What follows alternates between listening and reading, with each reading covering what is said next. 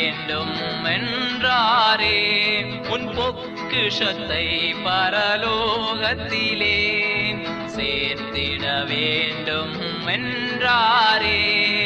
முதலாய் தேவராட்சியத்தை தேடிட முன்னே சென்றிடுவோம். முதலாய் தேவராட்சியத்தை தேடிட முன்னே சென்றிடுவோம். அன்புடனே எம்மை ஆதரிக்க தேசப்பிதா நமக்கிருக்கையிலே ரட்சிப்பை எமக்காய் தந்தவரை போற்றுவோம் போற்றுவோம் அல்லேலூயா.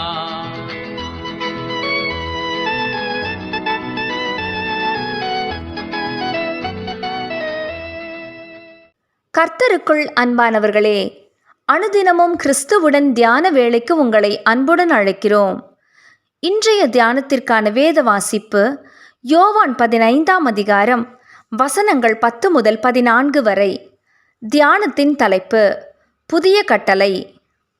நான் உங்களில் அன்பாயிருந்தது போல நீங்களும் ஒருவரிலொருவர் அன்பாயிருங்கள் என்கிற புதிதான கட்டளையை உங்களுக்கு கொடுக்கிறேன். யோவான் 13ஆம் அதிகாரம் வசனம் 34. அன்புக்கு ஒரு மாதிரி. அந்த முன்மாதிரி ஆண்டவர் இயேசு ஒருவரே தான். தேவ சாயலில் படைக்கப்பட்ட மனுஷனுக்குள் வைக்கப்பட்ட அன்புக்கு நடந்தது என்ன? இந்த உலக வாழ்விலே மனிதராகிய நமக்கு இப்படிப்பட்ட ஒரு மாதிரி அவசியமாயிருப்பதை குறித்து என்ன சொல்லுவோம்? ஆம், தேவனுடைய சாயலில் மனிதன் படைக்கப்பட்டிருந்தாலும் பாவத்தில் விழுந்துவிட்ட நிலையில் அவனுக்குள் வைக்கப்பட்டிருந்த தெய்வீக அன்பும் மாசு படிந்ததாகிவிட்டது. அன்பு என்ற ஒப்பற்ற பண்பில் போலியும் மாயையும் கலந்துவிட்டது. இல்லையானால் அன்று தன் தம்பியை கொன்றிருப்பானா காயின்? பிறரிடத்தில் அன்பாயிருப்பதற்கான கட்டளை புதியதல்ல. உன்னில் நீ அன்பு கூறுவது போல் பிறனிலும் அன்பு கூறுவாயாக என்று கர்த்தர் ஏற்கனவே கட்டளை கொடுத்து விட்டார்.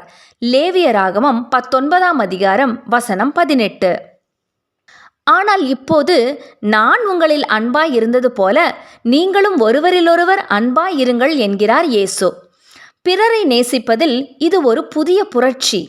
இப்போது நாம் பிறரில் காட்டும் அன்பு இயேசுவின் அர்ப்பணிப்பின் தாமே தம்மை பலியாக ஈந்த தன் அடிப்படையில் இருக்க வேண்டும் என்று இயேசு நமக்கு கட்டளையாகவே கொடுத்திருக்கிறார். அன்று இயேசு இந்த புதிய கட்டளையை கொடுத்தபோது இயேசு சிலுவைக்கு போகவில்லை. பாவம் பரிகரிக்கப்படவில்லை. மனிதன் மீட்கப்படவும் இல்லை. ஆனால் இன்று ஆண்டவராகிய இயேசுவின் இரத்தத்தால் மீட்கப்பட்ட நமக்குள் இருந்து புறப்படுகின்ற அன்பு என்ற பண்பு எப்படிப்பட்டது?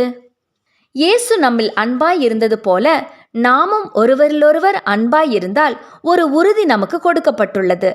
நீங்கள் என்னுடைய சீஷர்கள் என்று எல்லாரும் அறிந்து கொள்வார்கள் என்பதே அந்த உறுதி.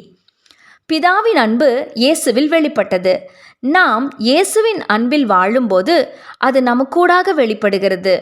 நாம் ஒருவர் மீது ஒருவர் வைத்திருக்கும் அன்பிலும் கிறிஸ்துவின் மீது நாம் வைத்திருக்கும் அன்பிலும் வெளிப்படுத்தப்படும் தேவனுடைய அன்பு பரலோக சமூகத்தை அர்த்தப்படுத்தும் அடையாளமாக இருக்கும் என்று பிரபல்ய எழுத்தாளர் ஒருவர் எழுதியுள்ளார்.